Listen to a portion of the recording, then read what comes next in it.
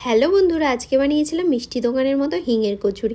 এই হিঙের কচুরি বানানো যে এত সহজ, তোমরা যদি বাড়িতে একবার না বানাও তাহলে বুঝতেই পারবে না। এই হিঙের কচুরি বানানোর জন্য সবার প্রথমে একটা গামলার মধ্যে 1 কাপ ময়দা, 1 কাপ আটা নিয়ে নিয়েছি। তার মধ্যে দিয়ে দিচ্ছি পরিমাণ মতো লবণ আর চিনি। তারপর 3 চামচ সাদা তেল দিয়ে অল্প অল্প জল দিয়ে ময়দাটাকে ভালো মতন মেখে নিয়েছি। তারপর একটা বাটির মধ্যে 1/2 কাপ ছোলার ছাতু নিয়ে নিয়েছি। তার মধ্যে দিয়ে দিচ্ছি 1/2 চামচ হিং। আমি এখানে আবারও 1/2 চামচ দিয়েছি, টোটাল আমি এখানে 1 চামচ হিং দিয়েছি।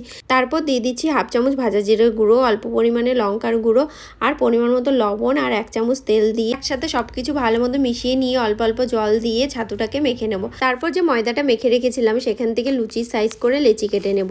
তারপর হাতের সাহায্যে গোল করে বাটির মতো শেপ দিয়ে মাঝখানে ছাতুর পুরটা ভরে লুচির মতন করে বেলে নেব।